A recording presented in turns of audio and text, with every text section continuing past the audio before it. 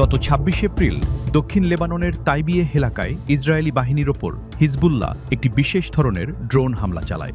এটি ছিল হিজবুল্লাহর গতানুগতিক ধারার হামলা থেকে সম্পূর্ণ আলাদা এবং আধুনিক প্রযুক্তি নির্ভর যুদ্ধের নতুন বাস্তবতার একটি স্পষ্ট সংকেত, একটি নতুন মাত্রা।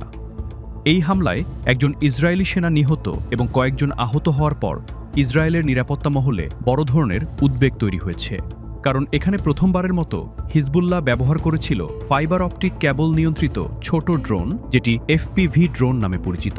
এই ড্রোনগুলোর বিশেষত্ব হল এগুলো রেডিও সিগন্যালের উপর নির্ভর না করে ফাইবার ক্যাবলের মাধ্যমে সরাসরি একজন অপারেটরের সাথে সংযুক্ত থাকে। সেজন্য ইলেকট্রনিক জ্যামিং দিয়ে এই ড্রোনগুলো থামানো প্রায় অসম্ভব।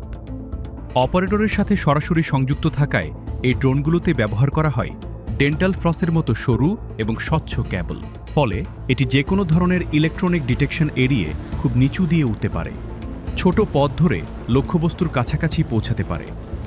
শনাক্ত করা সম্ভব হলেও এই ড্রোন ট্র্যাক করা প্রায় দুঃসাধ্য।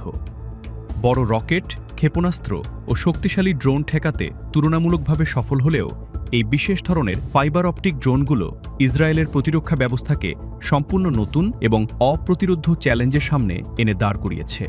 এই প্রযুক্তির কার্যকারিতা প্রথমবারের মতো সামনে আসে ইউক্রেন যুদ্ধে। ২০২৪ সালে রাশিয়া ইউক্রেনে প্রথমবারের মতো ফাইবার অপটিক ড্রোন ব্যবহার শুরু করে। রাশিয়া ইউক্রেন যুদ্ধে প্রায় ৮০% হতাহতের ঘটনার জন্য দায়ী ড্রোন। বিশ্বজুড়ে পরিবর্তনশীল প্রযুক্তি নির্ভর যুদ্ধের প্রেক্ষাপটে সেই ফাইবার অপটিক প্রযুক্তি এখন হিজবুল্লাহ ইসরায়েল সংঘাতের একেবারে কেন্দ্রে এসে উপস্থিত হয়েছে। গত ২ মার্চ থেকে শুরু হওয়া হিজবুল্লাহ ইসরায়েলের সংঘাতে প্রথমবারের মতো এই ফাইবার অপটিক ড্রোন ব্যবহার শুরু করতে দেখতে পেলাম আমরা। এই ড্রোনগুলোর আরেকটি বিশেষত্ব হল এগুলা স্থানীয়ভাবেই তৈরি করা সম্ভব।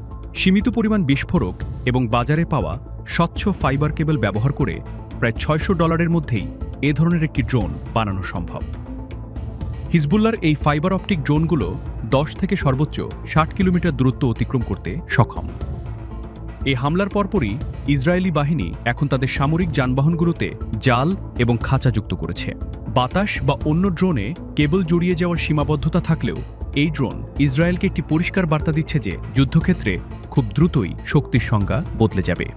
দক্ষিণ লেবাননের তাইবিয়ের ঘটনাটি প্রমাণ করে যে হিজবুল্লাহ প্রতিনিয়ত আরও বেশি প্রযুক্তি নির্ভর ওয়ারফেয়ারের দিকে অত্যন্ত সফলতার সাথে ঝুঁকছে, এবং এটিও প্রমাণ করেছে যে বড় এবং আধুনিক সেনাবাহিনীর বিরুদ্ধে লড়াই করতে সবসময় অত্যাধুনিক অস্ত্রের প্রয়োজন হয় না। কখনো সরু একটি তারের সাথে সংযুক্ত ছোট একটি ড্রোন এবং সঠিক লক্ষ্য নির্বাচনই একটি আধুনিক ও সুসজ্জিত বাহিনীর আত্মবিশ্বাসে ফাটন ধরানোর জন্য যথেষ্ট। হিজবুল্লাহ এই ফাইবার অপটিক ড্রোন ব্যবহার করে মার্চের প্রথম সপ্তাহ থেকে শুরু হওয়া সংঘাতে ইসরায়েলের প্রায় ১০০টির মতো অত্যাধুনিক মেরকাভা ট্যাঙ্ক এবং সামরিক যান ধ্বংস করেছে। এর সরাসরি প্রভাবে ইসরায়েলি বাহিনী কথিত বাফার জোন ছেড়ে এরই মধ্যে তাদের সীমান্তের দিকে পিছু হটেছে।